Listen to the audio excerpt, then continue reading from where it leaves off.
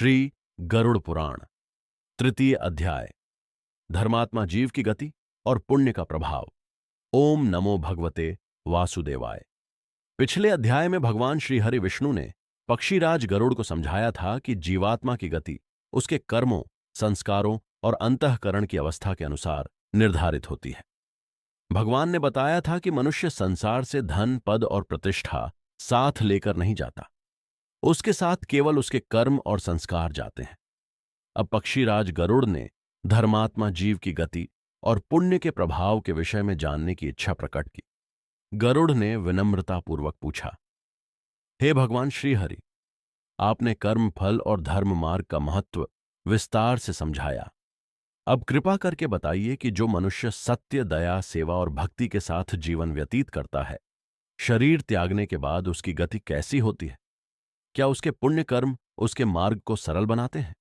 क्या भगवान का स्मरण और निष्काम सेवा जीव के भय को दूर करते हैं? हे प्रभु, संसार के कल्याण के लिए धर्मात्मा जीव की गति का वर्णन कीजिए। भगवान श्री हरि विष्णु ने कहा, हे पक्षीराज गरुड़, जो मनुष्य धर्म का आचरण करता है, सत्य का पालन करता है और अपने सामर्थ्य के अनुसार दूसरों की सहायता करता है, उसका अंतःकरण धीरे धीरे शुद्ध होने लगता है। शुद्ध अंतःकरण ही मनुष्य का वास्तविक प्रकाश है। जब ऐसा मनुष्य शरीर त्यागता है, तब उसके शुभ संस्कार उसके मार्ग में सहायक होते हैं। उसके भीतर भगवान के प्रति श्रद्धा, किए गए सत्कर्मों की शांति और कर्तव्यपूर्ण जीवन का संतोष रहता है। जिस प्रकार अंधकार में दीपक मार्ग दिखाता है, उसी प्रकार धर्मात्मा मनुष्य के पुण्य कर्म उसकी यात्रा को प्रकाशित करते हैं। हे गरुड़, पुण्य कोई बाहरी आभूषण नहीं है। पुण्य मनुष्य के भीतर उत्पन्न वो पवित्रता है जो सत्य, करुणा, संयम, न्याय और सेवा से विकसित होती है। गरुड़ ने पूछा, हे प्रभु, कौन से कर्म मनुष्य के लिए विशेष रूप से पुण्यदायक माने जाते हैं? भगवान विष्णु ने उत्तर दिया, हे पक्षीराज, ऐसा प्रत्येक कर्म पुण्यदायक है जिसमें स्वार्थ कम और कल्याण की भावना अधिक हो। भूखे व्यक्ति को सम्मानपूर्वक भोजन देना पुण्य है। प्यासे को स्वच्छ जल देना पुण्य है। रोगी की सेवा करना पुण्य है। दुखी व्यक्ति को सांत्वना देना पुण्य है। अज्ञानी को ज्ञान देना और विद्यार्थी की शिक्षा में सहायता करना पुण्य है। निर्बल की रक्षा करना और अन्याय के विरुद्ध धर्मपूर्ण ढंग से खड़ा होना पुण्य है। माता पिता की सेवा, गुरुजनों का सम्मान और परिवार के प्रति अपने कर्तव्यों का पालन भी पुण्य है। पेड़ लगाना, जल स्रोत की रक्षा करना, पशु पक्षियों के प्रति करुणा रखना और प्रकृति को हानि से बचाना भी लोक कल्याणकारी कर्म है। परंतु किसी कर्म का वास्तविक मूल्य केवल उसके बाहरी रूप से निर्धारित नहीं होता, उसके पीछे की भावना भी महत्वपूर्ण होती है। भगवान ने आगे कहा, यदि कोई व्यक्ति दान केवल प्रशंसा पाने के लिए करता है, तो उसका मन अहंकार से बंधा रह सकता है। लेकिन यदि वो किसी जरूरतमंद की पीड़ा समझकर विनम्रता से सहायता करता है, तो वह कर्म उसके अंतःकरण को शुद्ध करता है। दान देते समय प्राप्तकर्ता का अपमान नहीं करना चाहिए। सहायता करते समय अपने उपकार का प्रदर्शन नहीं करना चाहिए। सच्ची सेवा वह है जिसमें मनुष्य स्वयं को भगवान के कार्य का एक छोटा माध्यम मानता है। गरुड़ ने प्रश्न किया, हे प्रभु, यदि कोई व्यक्ति धनवान नहीं है, तो क्या वह पुण्य अर्जित नहीं कर सकता? भगवान श्रीहरि मुस्कुराए और बोले, हे गरुड़, पुण्य केवल धन से प्राप्त नहीं होता। मधुर वचन भी दान है, सच्ची सलाह भी दान है, किसी निराश व्यक्ति को आशा देना भी दान है, किसी वृद्ध को सहारा देना, किसी बच्चे को ज्ञान देना और किसी भटके हुए व्यक्ति को सही मार्ग दिखाना भी सेवा है। मनुष्य के पास धन न हो, फिर भी उसके पास समय, श्रम, ज्ञान, करुणा और प्रार्थना हो सकती है। जो व्यक्ति अपनी क्षमता के अनुसार निष्कपट भाव से सहायता करता है, उसका प्रयास भगवान स्वीकार करते हैं। भगवान ने कहा, हे पक्षीराज, धर्मात्मा मनुष्य केवल दूसरों के प्रति ही नहीं, स्वयं के प्रति भी उत्तरदायी होता है। अपने शरीर को स्वस्थ रखना, मन को संयमित रखना और बुद्धि को शुद्ध ज्ञान से प्रकाशित करना भी कर्तव्य है। जो व्यक्ति स्वयं को पूरी तरह उपेक्षित कर देता है, वह लंबे समय तक दूसरों की सेवा भी नहीं कर सकता। इसलिए भोजन, विश्राम, श्रम, साधना और सेवा में संतुलन आवश्यक है। संयम का अर्थ जीवन से भागना नहीं, बल्कि जीवन को विवेकपूर्वक जीना है। गरुड़ ने पूछा, हे प्रभु, धर्मात्मा मनुष्य को जीवन में दुख क्यों मिलता है? यदि वह पुण्य करता है तो उसके जीवन में कठिनाइयां क्यों आती हैं? भगवान विष्णु ने उत्तर दिया, हे गरुड़, पुण्य का अर्थ ये नहीं कि मनुष्य के जीवन में कभी कठिनाई नहीं आएगी। ये संसार परिवर्तनशील है। शरीर रोग से प्रभावित हो सकता है, संबंध बदल सकते हैं, प्रिय वस्तुएं नष्ट हो सकती हैं और परिस्थितियां मनुष्य की इच्छा के विपरीत हो सकती हैं। धर्म मनुष्य को कठिनाइयों से हमेशा बचाने का वचन नहीं देता। धर्म उसे कठिनाइयों का सामना करने का विवेक, धैर्य और आंतरिक शक्ति प्रदान करता है। पुण्य का प्रभाव मनुष्य की दृष्टि, निर्णय और अंतःकरण में दिखाई देता है। जहां अधर्म से ग्रस्त व्यक्ति दुख में क्रोध, प्रतिशोध और निराशा से भर सकता है, वहीं धर्मात्मा व्यक्ति कठिन समय में भी सत्य और न्याय का मार्ग छोड़ने से बचता है। वह सहायता मांगता है, प्रार्थना करता है, उचित प्रयास करता है और परिणाम को भगवान को समर्पित करता है। भगवान ने आगे कहा, कभी कभी मनुष्य अपने पूर्व कर्मों के परिणामों का अनुभव करता है। कभी दूसरे लोगों के निर्णय उसके जीवन को प्रभावित करते हैं। कभी प्रकृति और समय के परिवर्तन कठिनाई लाते हैं। इसलिए किसी दुखी व्यक्ति को देखकर यह निर्णय नहीं करना चाहिए कि वह अवश्य ही पापी होगा। दुखी के प्रति करुणा रखना धर्म है। उसके दुख का अहंकार पूर्वक निर्णय करना अधर्म है। कर्म फल का पूर्ण ज्ञान केवल परमात्मा को है। मनुष्य का कर्तव्य न्याय, करुणा और सहायता है। गरुड़ ने कहा, हे प्रभु, यह उपदेश मनुष्य के अहंकार को दूर करने वाला है। कृपा करके बताइए कि भगवान का नाम स्मरण धर्मात्मा जीव की गति में किस प्रकार सहायक होता है। भगवान श्री हरि बोले, हे पक्षीराज, भगवान का नाम मन को एकाग्र और पवित्र बनाने वाला महान साधन है।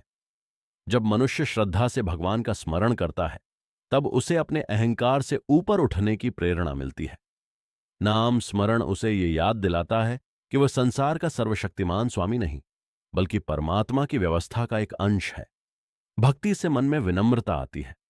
विनम्रता से सेवा की भावना उत्पन्न होती है। सेवा से अंतःकरण शुद्ध होता है और शुद्ध अंतःकरण से ज्ञान का प्रकाश प्रकट होता है। परंतु केवल मुख से नाम लेना और व्यवहार में छल करना सच्ची भक्ति नहीं है।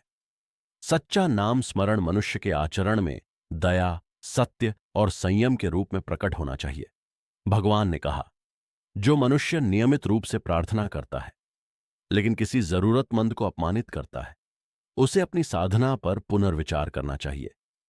जो शास्त्र पढ़ता है लेकिन क्रोध और अहंकार से दूसरों को पीड़ा देता है, उसे ज्ञान का सार अब भी समझना बाकी है। धर्म का उद्देश्य मनुष्य को श्रेष्ठ दिखाना नहीं, बल्कि भीतर से श्रेष्ठ बनाना है। गरुड़ ने पूछा, हे प्रभु, क्या क्षमा भी पुण्य का कारण है? भगवान ने उत्तर दिया, हे गरुड़, क्षमा महान गुण है, परंतु उसे सही प्रकार से समझना चाहिए। क्षमा का अर्थ अन्याय को स्वीकार करना या अपराध को बढ़ावा देना नहीं है। मनुष्य को अपने और दूसरों के अधिकारों की रक्षा करनी चाहिए। आवश्यक होने पर न्यायपूर्ण कार्रवाई भी करनी चाहिए, परंतु अपने हृदय में निरंतर घृणा और प्रतिशोध की अग्नि जलाए रखना स्वयं को पीड़ा देना है। क्षमा का अर्थ है न्याय का पालन करते हुए अपने अंतःकरण को द्वेष के बंधन से मुक्त करना। जो व्यक्ति क्रोध में भी विवेक नहीं खोता और शक्ति होते हुए भी निर्दोष पर अत्याचार नहीं करता, वह आत्मसंयम का पुण्य अर्जित करता है। भगवान विष्णु ने आगे कहा, हे पक्षीराज, धर्मात्मा मनुष्य की पहचान केवल बड़े कार्यों से नहीं होती। वह एकांत में भी वही आचरण करता है जो वो समाज के सामने करता है। वह किसी की अनुपस्थिति में उसके सम्मान की रक्षा करता है। वह अपने लाभ के लिए झूठी गवाही नहीं देता। वह उधार लिया हुआ धन लौटाने का प्रयास करता है। वह दूसरों के श्रम का उचित मूल्य देता है। वह गलती होने पर क्षमा मांगने में संकोच नहीं करता। ऐसे छोटे छोटे सद्कर्म उसके भीतर सत्य का मजबूत आधार तैयार करते हैं। गरुड़ ने पूछा, हे प्रभु, क्या पुण्य का फल केवल मृत्यु के बाद मिलता है? भगवान श्रीहरि ने कहा, नहीं, हे गरुड़, पुण्य का पहला फल मनुष्य के अंतःकरण में ही प्रकट होने लगता है। सत्यनिष्ठ व्यक्ति के भीतर आत्मसम्मान उत्पन्न होता है। सेवाभावी व्यक्ति के भीतर करुणा बढ़ती है। संयमी व्यक्ति का मन स्थिर होता है। क्षमा करने वाला व्यक्ति द्वेष के बोझ से मुक्त होता है। भगवान का स्मरण करने वाला व्यक्ति विपत्ति में भी आशा बनाए रखने का प्रयास करता है। यह आंतरिक शांति पुण्य का तत्काल फल है।